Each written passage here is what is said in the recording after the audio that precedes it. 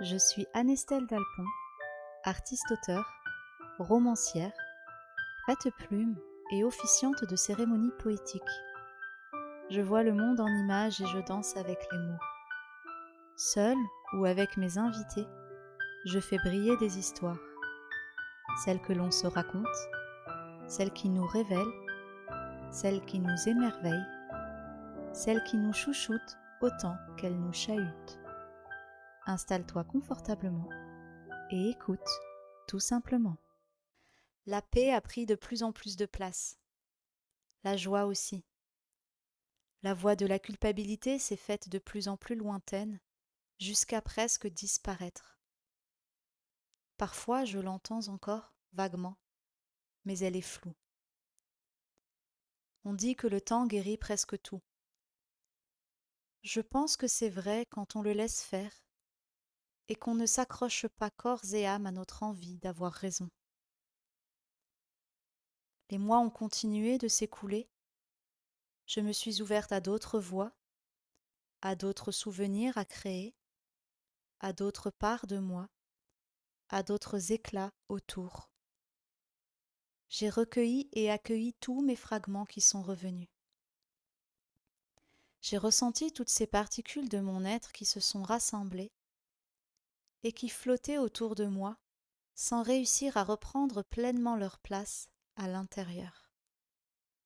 Comme s'il y avait encore du vide en moi, mais du vide qui avait du mal à se remplir, une sorte de coquille inversée. C'est là que j'ai entendu pour la première fois les mots rituel rebozo. Il y a eu comme un écho dans ce vide intérieur. J'ai fait quelques recherches et j'ai tout de suite su que c'était un soin qui pouvait permettre aux éclats en suspension d'être ramenés pour de bon à l'intérieur. Ceux qui restaient sur le seuil, le rituel rebozo leur ouvrirait la porte de ma maison. Il m'a fallu attendre plus de 2 mois avant de vivre ce moment, un temps qui m'a paru très long mais qui a permis à mon être et à mon corps de s'y préparer. Après l'hiver, le printemps. Après l'explosion, la réunification. Après la violence, la douceur intense. Après le rejet, le soin et l'accompagnement. Le 4 mars 2024 marque la fin d'une saison et le début d'une autre.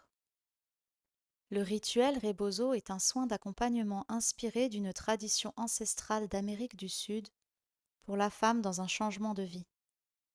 Il marque la fin d'un chapitre et un nouveau souffle pour une nouvelle page blanche qui attend d'être écrite. Venir au rituel avec une intention permet aux femmes qui t'accompagnent de mieux te porter.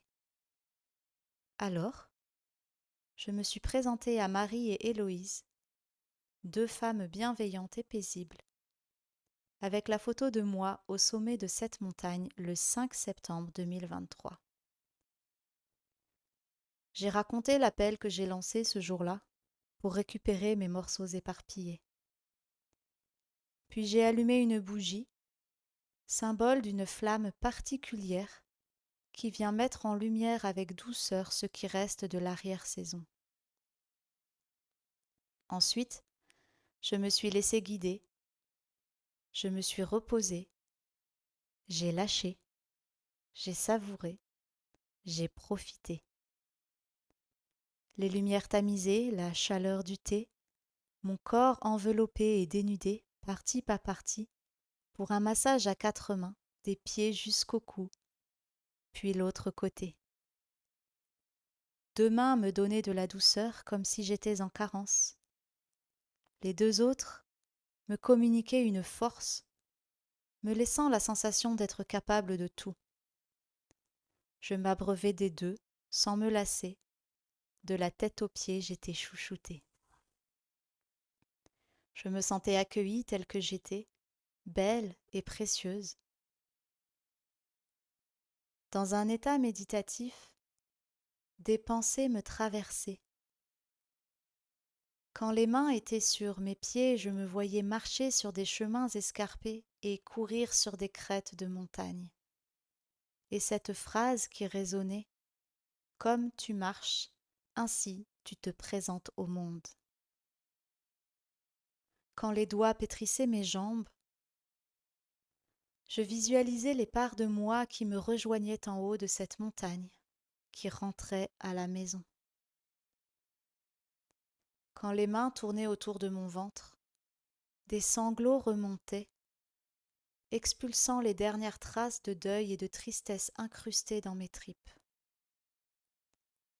Quand les mains étaient sur ma nuque et sur mes reins, je me sentais grandir, prendre ma place, et mon âme répétait: je ne suis pas petite. Il y a eu ce moment de bien-être ultime, un double massage de la tête et des pieds. Le ciel et la terre réunis, mes racines et ma véritable maison, mon âme et mon esprit, le tout dans une harmonie douce et festive. J'étais au centre de moi-même, je me sentais comme un chat au soleil qui arrondit le dos pour mieux ressentir une caresse. Mais déjà l'heure était passée. L'étape suivante m'attendait. Je suis rentrée dans la hutte de l'intimité pour me laisser envelopper de vapeur. La chaleur était merveilleuse. C'était comme un bain brûlant après avoir eu froid trop longtemps à l'intérieur. Là, en sueur, j'ai senti que je ne pleurerais plus. La coupe de la tristesse était pleine. Toutes mes larmes avaient été recueillies et de jolis mots se sont imposés à moi. Tu vas renaître à la joie. Lorsque j'étais enfant, ma mère m'appelait son petit rayon de soleil. Adolescente, je me suis laissée atteindre par la douceur de la mélancolie, puis j'ai glissé dans l'épuisement de la maladie, j'ai goûté à l'âpreté du sentiment d'injustice et la dépression a fini d'assombrir le ciel pour de bon. Mais il y a un an, la grisaille s'était déchirée et j'avais retrouvé un peu de mes éclats de joie, avant que la foudre ne s'abatte sur moi. Il y a 4 ans, j'ai dit au revoir à la mélancolie. Il y a 1 an et demi, j'ai enfin pu dire que j'étais guérie. Aujourd'hui, je renais à la joie. À la sortie du hammam, tout ce qui devait être expulsé l'avait été. Je me sentais prête pour les rebozo. Je me suis allongée sur les tissus colorés et j'ai savouré chaque resserrage. La tête, la poitrine, le ventre où je me disais en moi-même: je ne suis pas le nombril du monde, mais je suis un nombril du monde. Puis le bassin, les cuisses, les jambes et les pieds. Pour moi, être resserré, c'était être ramené vers soi. Tout ce qui s'éparpillait est accompagné vers le centre sans aucune brusquerie. Les gestes sont lents, l'enveloppement délicat, comme une invitation à se condenser et à vibrer plus fort. C'est un peu comme si plusieurs choristes chantaient et éloignés les uns des autres et qu'on les réunissait. Le cœur est alors plus fort, plus vibrant, la portée est bien plus grande. Quand le resserrage a pris fin, les tissus colorés m'enveloppaient comme un cocon. Héloïse a murmuré à mon oreille: quand tu te sentiras prête, sors de ton cocon. Et un petit carillon a résonné pour me donner l'impulsion. Alors, je suis sortie de mon nid, je me suis extirpée, je me suis levée pour renaître à la joie, j'ai soufflé la bougie et j'ai regardé ce chapitre de mon histoire s'élever au ciel en même temps que la fumée. C'était si léger. Non seulement je n'étais pas morte de chagrin, mais j'étais prête à accueillir la vie, les rencontres, les gens, les voix, les émotions, avec un cœur plus ouvert. Quand je suis sortie dans la rue, j'ai repris conscience du monde autour de moi. Je venais de vivre un moment hors du temps, où il n'y avait que moi qui comptait, qui importait, qui était au centre. C'était délicieux. Je me sentais shootée d'amour, de bonté, de bienveillance, de délicatesse et de soutien. Et ça fait du bien d'être celle qui reçoit. Je suis rentrée dans ma maison roulante avec une envie de dormir. N'est-ce pas la continuité logique de s'être fait bercer l'âme et le corps pendant 3 heures?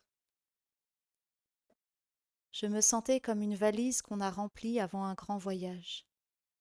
Il y a tout ce qu'il faut, tout est rentré, on n'a pas eu besoin de forcer, mais c'est un peu en bazar. Il a fallu quelques jours pour que je me sente un peu plus ordonnée. Mais s'il y a une chose que j'ai appris à accueillir ces derniers mois, c'est le chaos. Je n'en ai plus peur, je le trouve même très beau.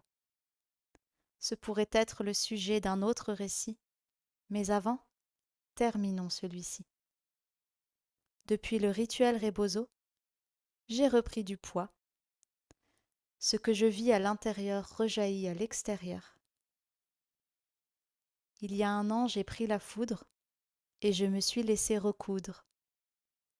Il y a 1 an, j'ai volé en éclats. Aujourd'hui, ceux qui volent, ce sont des éclats de joie.